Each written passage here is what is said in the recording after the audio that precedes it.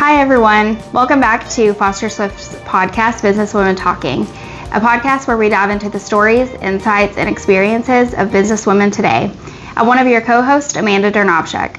And I'm your other co-host, Lindsey Mead, and today we're joined by a special guest, Katie Davis. Thanks for having me. I'm excited to be here. Thanks for being here. Yeah. So let's jump right into your bio. Katie is the owner and co-founder of the Literacy Camp, which is a mid-Michigan based summer camp for 1st, 2nd, 3rd, and 4th grade students. And it's really focused on growing children's love of reading and writing and other skill sets. The Literacy Camp offers 3 weeks of programming each summer, and they've served over 700 families since its inception in 2014. Katie was really inspired to start this program after her experience as a school teacher for a number of years, and she saw that there's a gap in opportunities for students to continue learning throughout the summer, and she also saw that parents were really struggling to help their students through that period of time to continue their learning as well. So she came up with a really fun and exciting way for students to continue through the summer and to enjoy reading and writing, and that's where the Literacy Camp came from.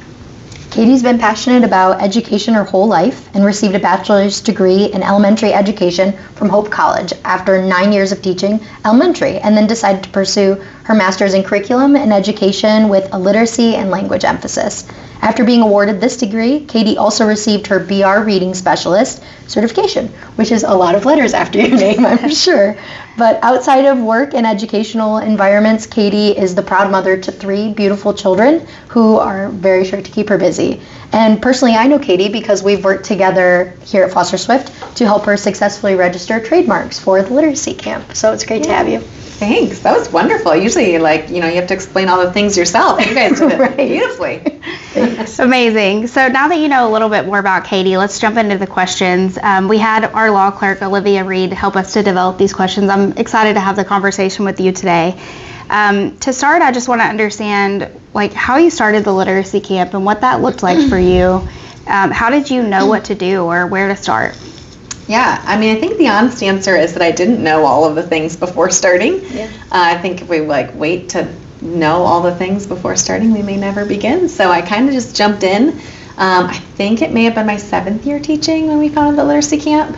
And like you mentioned, I just saw there were families asking for recommendations for where to send their kids in the summer. It's like a beautiful thing about being a teacher is that you develop relationships with families who are asking you questions on how do I help my kid learn this summer and what good summer camps do you know of? Right. And I just saw a gap in the marketplace for the thing that I wanted to recommend to them. I wanted to be able to say hey, this is a great place. They're educators that are there running the camp, and this is a place where they're going to keep learning, but it doesn't feel like summer school. Instead, It's a place where they get to feel like they got to go to summer camp, like a fun thing for kids. Yeah. And I just didn't see it anywhere. So that's when it was founded. And I do come from a family of entrepreneurs, so I think that probably helps a little bit. I'm an outside the box thinker, and my parents owned a business for decades. And so that I'm sure gave me a little extra boost of confidence that I had people I could ask questions to if I needed. Yeah. If you had to pick, which I know is probably an impossible question, but one of your favorite parts about your job since starting the Literacy Camp, what would you say is something that really brightens each day? Yeah, I could talk forever about the energy of being at camp, when you're there and you're seeing the kids light up over books and have so much fun. And I can do that too later, but I'll pick something different actually that maybe people don't think of, is that I really love getting to work with parents and hearing from the parents what their experience is and bringing their kids to camp. So that is my favorite thing, I think, maybe, is that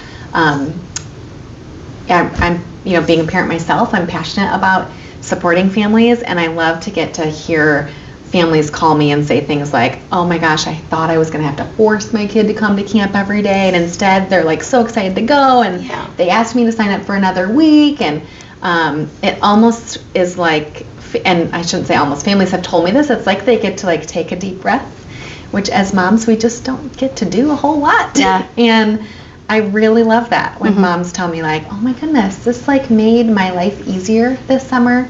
I knew there was a place that my kids were with, safe, certified educators, and they were learning, and they were so excited to go. and the parents can like go to work or go to a coffee shop or go rock the smaller babies or whatever they need to do. Yep. And so it almost like brings a peace to the families, and I love that. Yeah. Well, and I think being a mom yourself, you can appreciate that feeling on the other side, like when you know your kids are taken care of and you can go and take care of your own. Absolutely. Like that is, there's a lot of peace in that, and you can give that to families. So I recognize that that's rewarding for you because you know how it feels to receive that. I'm wondering though, and I think something that a lot of moms deal with is navigating being a professional and a mom and trying to take care of yourself. So give us some insight about how you do that. Yeah, that's a lot. I often say I really believe you can chase dreams and babies. I'm going to put that on a t-shirt someday. But I think like the idea of balance maybe is a little, I don't know, it makes us think that like every day is balanced. Like to be balanced as a mother and professional, like every day I got to work out and have quiet time and take care of my kids and work my job and be really awesome.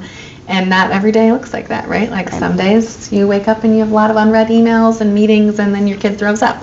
So, you know, not every day is balanced. That doesn't mean that like we can't have a balanced life, I guess. I am a little optimistic in believing it is doable, but you have to give yourself grace and knowing that like some days are harder than others, and some days you're more focused in this area, or other seasons you're more focused in this area, and that's okay. And you kind of have to approach each season maybe a little bit differently. Yep. If that made sense. Yeah, absolutely.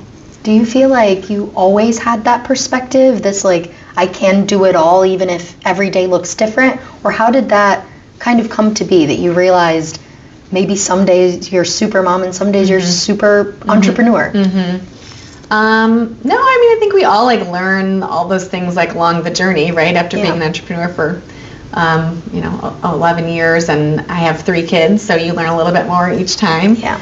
I'm really lucky. I do have a really awesome mom myself, who I think was really balanced like that. Like was like great at. She helped our family build a great, successful business, but she also was available when we came home from school. Yeah. And so I got to see that, and I think that helped me to like see that that was possible. Sure. So I'm sure that played a part for sure. Yeah. And how do you think being a mom shapes how you run your business? Yeah, I mean, being a mom shapes everything you do, for sure. So absolutely, it influences what I do. I think I mentioned already, like the way that we design camp runs around like what we would want for our own kids, for sure. I also do a lot of like supporting families with ways that they can help their kids with learning at home.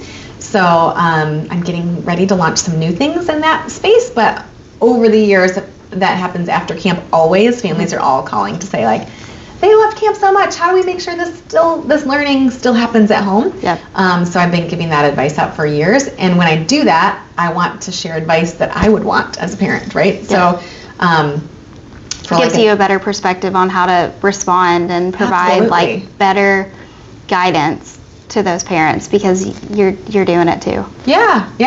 And for like I'm trying to think of like a tangible example. You don't want, as parents are overwhelmed all the time pretty much, right? And so you don't want like more stuff to do. So if I have families that are asking me like, hey, my kid is struggling with sight words and can you give me some advice? I'm rarely going to say like, well, sit down every day for 20 minutes and like do some sight word flashcards, because moms don't have time, okay, even if they care a lot. Or that just doesn't sound fun for kids either, and then it's like pulling teeth, and it's not fun for anybody. So often I share ideas that have worked as an educator, but also for my own kids too, and having different kids and have different needs. And like my son practiced sight words by me taping them on the stairs. He was never going to sit still to do that, but he every day when he would walk up to bed was like, it and to the, because they were like on the stairs, right? Oh, that's adorable. To teach your mom, but it was fun. And so also it's like a one-time thing. You like set it up one time, and then boom, I'm over here putting the baby to bed. You can read those sight words on your way up the stairs. And so I love to give moms that kind of advice that like is not going to be another job for them to do, but maybe can slip into their life more easily. Yeah. That's in itself a success story, but I'm curious if there's like something you'd really like to share of a moment where you were like, the literacy camp is making a difference in this community? Is there something that comes to mind? Yeah, actually, I'm glad you asked that. I keep on my phone some of like my favorite parent testimonials. Can I just read one? Yes. Is that okay? I'm so sorry. I don't have. I'll do better if I read it than like paraphrasing it. Yeah. But I get them every year, and then I kind of keep them as like a happy file, like my favorites on my phone. Yep. And it's nice to like go back when you need a little reminder of your why. So this is one of my favorites, and I did ask this family if I could share it out. So this mom wrote this to me after camp. I wanted to write and thank you for this week's camp. My husband and I decided to send both our boys, first and second graders, and without the financial support provided, we probably would not have been able to, because my oldest has high-functioning autism, and it's a battle to get him to attend activities outside of the home. He also despises reading and writing. His IEP at school even focuses on his frustration with writing. We figured the camp would just be calling us to come and get him the first day early, so I stuck around in the area on Monday just waiting for your call. We were both surprised that he made it a whole week. Both of the boys woke up eager to leave for camp. My oldest kept opening the door starting around 6 a.m. asking to leave for camp. To say they loved it is a complete understatement. They were eager to show us their journals at the end of the week, and the boys told me that next year they want to go for the full day. It's a 60-minute round trip for us, and it was totally worth it. Thank you so much for investing in these kids. Your camp is a blessing, and I will be letting all of my mom friends know.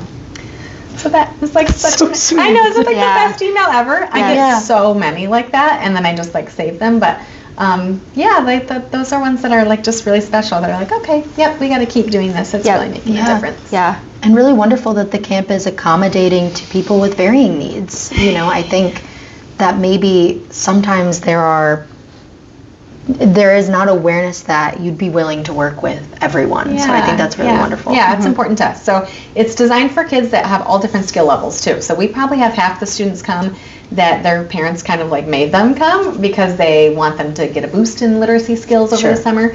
And the other half come maybe because it's something they're already really good at and love. And it's designed for all those kids to be together. So some kids come that they are like great readers and writers, and they're flying through novels, and it's like their fun summer camp place to be. Yeah. And the others come that like they kind of get dragged there, and they end up loving it, and we can mix all those kids together for sure. So our next question relates to being grounded in the community and what connections you have with schools and libraries. And I do want to hear about that, but I also feel like maybe we should backtrack a moment, because for listeners who haven't talked to you before, they're going to be like, what is the literacy camp? What do they even do day to day? So I think maybe we should have a moment to talk about that background, and then tell us a little bit about how you're connected in the community as well. Okay, yeah. So the literacy camp is a summer day camp. Runs for 3 weeks in the mid-Michigan area. You mentioned incoming 1st through 4th grades. I always say incoming because it's in the summer, so I always get that question. I'm like, wait, which grade did they finish? And it's just meant to grow and develop a love for reading and writing. And I say grow and develop because some kids come and they already have that and they grow it. Some come that don't have that. They might say they really don't like reading and writing, and we help develop that. I'm a reading specialist. My staff are all amazing trained certified educators. And but regardless of that, we also always tell parents, like, the goal of camp is not to like increase reading levels in 1 week. The goal is that they are in an environment where they learn to love reading and writing, where it's super fun. It feels like summer camp. We're like throwing water balloons at sight words on sidewalk chalk, and so it's a fun place to be where learning is continuing to happen. Mm-hmm. Great. And then, so as you've developed, I think when I first met you, I was asking, like, where do you do this? How do you find space? Those are some of the things that I asked you about. So tell us, like, what are your connections in the community that allow you to make this happen? Yeah, so I mean, it goes back to like me saying, like, I just jumped in at the beginning. I rented a classroom, a single classroom from the school district that I was working in at the time. They were incredibly supportive. And we had one session with 25 kids. We had another session with 4 kids. And we ran it anyways because it was like the first year, and we wanted those families to feel like it was really great and fun. This year I'm expecting 345 kids at camp. Wow. So that was 11 years ago, so it's grown a ton. Obviously, I also am not working in that school district anymore, so we grew out of the classroom that I was renting at the time. And we rent space from River's Edge Community Church in Delta Township. They are right off the exit, like right behind Value City. So it's really nice because we have families come from kind of all over the mid-Michigan area. They come from the west, from Grand Ledge, Portland even, all the way to the other side, Okemos, Hazlitt, East Lansing, DeWitt, because we're really kind of centrally located. And we've been there for many years. They were under construction last year. So there's been like a lot of it goes along with running a business, you're like ups and downs and figuring things out. Last year they were under construction after we'd been there for 5 years, and I'm like, oh no. We found another church that was not far down the road that was lovely and opened their doors and let us rent space from them. And that's worked out really well. A lot of churches have classrooms that, we haven't been able to do. So, so yeah, did that answer your question? That's where we rent space in the summertime from that church, and they're lovely. We'd love to be there. So we're going back there this summer. Okay, good. Very cool. Yeah. Maybe a more businessy question than the function of the literacy camp, but you're here in branded material. I wanted to ask you, since we work together on like trademarking the logos and name associated with your business, what was your choice toward that? Like the importance of building your brand essentially in the community. What really forwarded that? Yeah. I don't know if I know like a direct answer, except like that you can probably hear as I talk about literacy camp, I just like really believe in it and love it so much. And knew like from the beginning that it was going to continue to grow. And it seemed like a wise business decision to make sure that some things were trademarked. I have a lot of people from all over the country asking me all the time about how to develop their own literacy camp. So that's like a space I'm just tiptoeing into, doing some mentoring for other educators that are wanting to do similar things in their communities. And so just felt like, it was a wise thing to do to have my materials and brand protected. But like, if there's any, I don't know how experienced the listeners are to this, but I would say like, don't be intimidated on feeling like you need to do something like that from the beginning. Like the first 2 years of camp, we didn't even have t-shirts.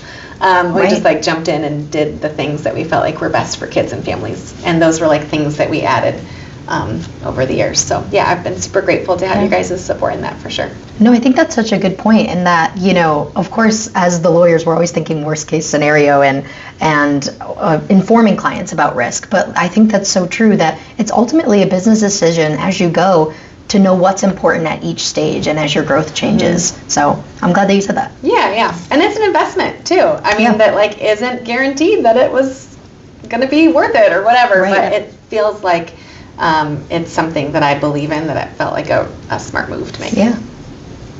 Great. So I want to go back to the testimonial that you shared. I love that you shared that. It made me a little emotional, honestly, because I could feel that parents' like relief that they found a place for their son to go. And in that, she mentioned that there was financial help to have her kids go to the program. And so I wanted to highlight the scholarships that the literacy program or literacy camp offers. Yeah, thanks. So can we talk about that a little bit? And so listeners who might be thinking about this for their kids would have a full picture of what's out there, what the options are. Yeah. So there is, of course, a cost to sending your kids to summer camp. And that's how we run a business. But also, at my teacher heart has always wanted to make sure that camp is accessible to everybody. And it always has been. So this will be our 11th year of camp. We've never turned a single family away from literacy camp that we know of that has asked and said that they wanted to be there. And very honestly, in the beginning, that was just me saying, like, if someone reached out and said they couldn't afford it, I just said, okay, you can come anyways, which, maybe isn't like the greatest business advice. But it is just what I did. And we just kind of made it up as we went. I remember a family calling me and being like, do you have a veterans discount? Because we're both veterans and we'd really like to send our kid, but we can't afford it. And I was like, sure. How about half off? I just made it up.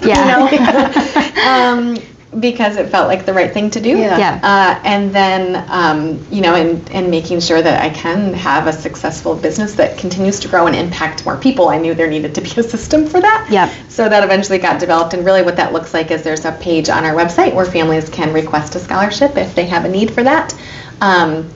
We just run on the honor system. If they say that they have a need, I just trust that they do. And then we have a lot of people in the community that are willing to step up and take care of the cost of camp for them. So a lot of partnerships. You mentioned partnerships, collaborations. I'm a part of the Delta Township Kiwanis Club. They cover scholarships for kids every year. My brother is Scott Lewis at the Scott Lewis group at Morgan Stanley, and they cover the cost of our notebooks for children. I'm afraid I'm going to forget people, but there's a lot of people that are like just individual donors. You know, like I have some wonderful neighbors that every year say, hey, we want to cover 2 kids for literacy camp this year. Yeah. And then we have other businesses that do that as well, some realtors and things like that. Yeah. And then we try to share out about their businesses as well as a big thank you. So we do that on our website and social media. I have an email list of about 1,000 families in the Lansing area, and I share all of the sponsors on there with links to their businesses to thank them.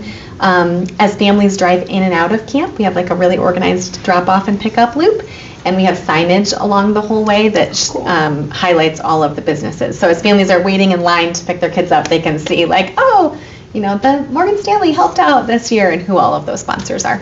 Very cool. Yeah. And if someone that's listening wants to reach out and sponsor a kid or offer, you know, money for supplies or whatever you may need, how should they contact you to do that? Yeah, super grateful for that kind of support. You can actually just go to theliteracycamp.com/support, and there's a place for making a donation there. You can choose, I want to sponsor 1 kid, 2 kids, or whatever is best for you. And then when they do that, they get an automated form that will allow them to like submit their logo and things like that, so we can make sure that we thank their business properly. And then also, if you want to just reach out with a question, something else, you can do that at info@theliteracycamp.com as well. Perfect. Yeah. Assuming also you, and I know this, but for folks that don't know it, that you have a website. So what does the sign-up process look like if somebody came across a brochure or somewhere in the community? Yes. So if people are interested in signing their kids up for camp, they can do that still at theliteracycamp.com. Super easy. Just click that register button. It'll walk you through everything. Mention the email. They can email if they have questions, but there's also an FAQ page on there that has literally every question I've ever been asked about camp. So lots and lots of good information. A whole page of parent testimonials where I've copied all of those great testimonials that parents share. So that is where they register their kids for camp. I do expect camp will sell out. I think my number this morning was like 130, and we are cutting it off at 3:45 this year, and this is going to air like a month, I think, from when we're recording maybe. Yeah. So Yeah. Yes. Okay, good to know. Yeah. And we want to ask you one last question, Katie, and we ask everybody that we've had on the podcast thus far this question. But if you could go back when you first had this idea, you were first approached as a teacher and thinking about creating the literacy camp, what do you wish you knew then, even if it's just a tip to yourself that you know now? I didn't think this through ahead of time, so I'm just pausing to think for a minute. I think like really just anytime you're building anything, and maybe especially things you care deeply about, that you just have to be a little bit resilient and willing to pivot. And know that like not everything is going to work out perfectly, and sometimes, you know, there are bumps in the road. 2020 was the year that we were going to sell out camp for the first time. If you can imagine owning a in-person summer camp in 2020, that was really interesting. We ended up refunding every single family their money and not having camp in person that year. But that's okay. You know, like it wasn't, I could have decided that was like, oh, you know, terrible or whatever. But you just have to be able to like be resilient and move forward and pivot and change. And I think the same thing, we talked about motherhood a little bit, like in different seasons of life you can do different things, you know. Like I've had seasons where I launched camp opening and I had a newborn on me and a 2.5-year-old and a 6-year-old, and the marketing I did for camp that year looked a lot different than the marketing I'm doing this year when I have a 3, 5, and 9-year-old, you know. And that's okay. And so my business has grown at a pace that was best for our family. Maybe not necessarily even the pace that it could have if I put more into it or something. But I'm glad that I did that. And so maybe if I were to go back, I would tell myself, like, it's okay. Like, you don't have to push to make everything work perfectly or move quickly. But instead, like, it's a really beautiful thing to be able to, like, build something and be a mother at the same time, and, like, just take a breath and let the seasons come as they do and not try to force anything. And as you said earlier, you can chase dreams and chase babies. Absolutely. Maybe at different paces at different seasons, you know, and that is okay. Yeah, right. For sure. Thank you so much. We really appreciate your time, and it's been great to hear about the literacy camp. I have a 2-year-old, so she's too young to come, but when she gets old enough, I think this would be awesome. I think the program sounds amazing, and It's inspiring. You're doing great work in the community, so keep it up, even through the tough days. It's really a great program. So I hope that some of our listeners will hear about the literacy camp and be inspired to sign their kids up, hopefully in time before you sell out. Yeah. But thank you so much for this conversation. It's been great. Yeah, thanks for having me, you guys. I appreciate it. I appreciate all of your help, too. Of course, we're happy to have you. And if you're interested in being a guest on our podcast, please feel free to reach out at info@fosterswift.com. Please feel free to check out our firm's landing page for the podcast, which if you Google Businesswomen Talking or look in our search bar, you'll be able to find all of our previous episodes. And feel free to check out our YouTube channel, which is a landing page for all of our previous episodes as well. Yep, and then my information, Lindsey's information, and everything about the literacy camp will be connected to this video and to the podcast itself. So please feel free to reach out to us with any questions. We'll see you next time on Businesswomen Talking. See you then.